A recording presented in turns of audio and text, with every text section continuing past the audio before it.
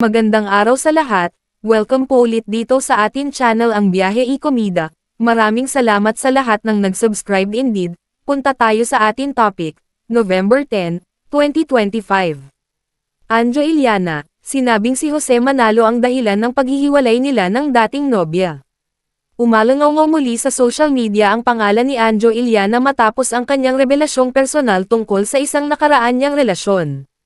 Sa isang emosyonal na panayam, inamin ng aktor at dating konsehal na nasaktan siya nang malaman niyang ang kanyang dating nobya ay naugnay na kay komedyanteng Jose Manalo. Panoorin ang nasabing video. Samantala may paririnig akong kanta sa inyo, ha? Ito. Expedition ba? Si Bossy, feel ko may gusto siya sa akin. Kasi Manalo, mukhang may pagtingin. Ayan, kinakanta niya sa mga karaoke bar yan, di ba? Si Anjo Iliana, mukhang may pagtingin. Pinalitan na, ginawang Jose Manalo, mukhang may pagtingin. Yan. Malamang ang nag-idea niyan si Jose na rin eh. Dahil sasabihin ko na sa inyo, isa sa pinakamasamang ugali dyan sa Itbulaga, si Jose Manalo. Opo. Pag wala si Bossing dyan, napakayabang niyang taong yan. Ilang beses ko nang gusto sapakin yan eh. Siyempre, nagtatrabaho tayo. Cool. Napakayabang niya. Tsaka may atraso sa akin yan. Yang si Jose Manalo. Ito na, for the first time, at aaminin ko sa inyo. Nung ako po ay hiwalay sa aking asawa, nagkaroon po ako ng girlfriend at minahal ko naman siya. Sa katunayan, nag-live-in kami ng almost 1 year. Hindi naman maiwasan na nagkatampuhan, yan. Nagkakaroon kayo ng LQ.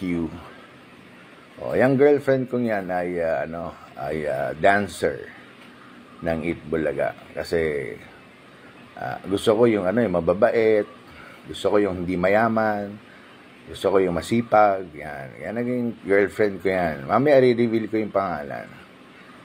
Minsan nag-LQ kami, ay nagsumbong sa akin yung girlfriend ko. Sabi sa akin na kasi medyo parang umiiyak siya nun eh. Pinagalitan daw siya ni Jose Manalo. Ang sabing ganon, bakit ka kumakabit sa may asawa? May asawa na yun. Hiwalay mo yan si Anjo, may asawa na yan. Di hiwalay na nga ako, di ba? Pero sinabi ni Jose Manalo dun sa babae, hiwalay mo na yan. May asawa na yan, pinagalitan. So, medyo nag-iiyak yung girlfriend ko. So, ang ending, nung medyo naghiwalay kami,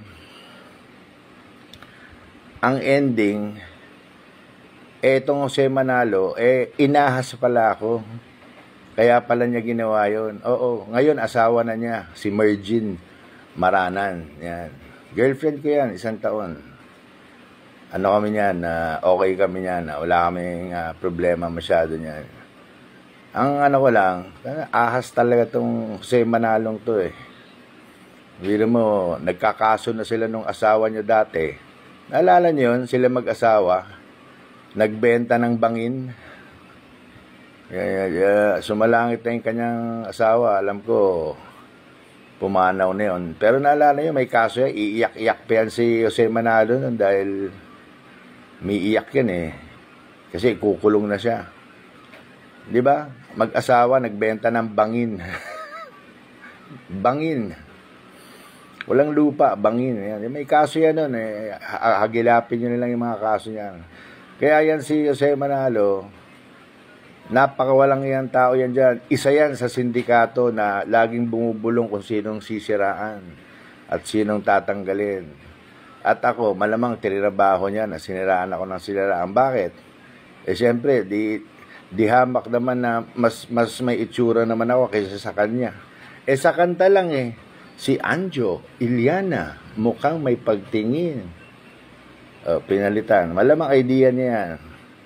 Si Jose Manalo, mukhang may, ang layo, di ba? Ang pangit. Kasing pangit ng niya, ugali, tsaka ng... Anyway, naalala ko lang, naikwento ko lang sa inyo, isa yan sa sindikato yan, yung sa Manalo. Kita nyo, wala makatrabaho sa labas niya kasi may masama ugali eh. At yan, happy naman ako sa kanila kung happy sila na nagsasama sila at may mga anak na. Ito naman past na to nakaraan na to. Na ano lang ako sa kanta. Natawa lang ako. Talagang no, yung papalitan pa yung kanta para lang maasar ako. Hindi naman ako naasar, natatawa ako. Pero paring Joey, paring Vic, habang kinakanta na iba na yung lyrics, hindi na si Anjo Iliana may pagtingin. Napansin ko, tawa kayo ng tawa, Joey. Paring Joey, paring Vic, okay lang sa akin tumawa kayo.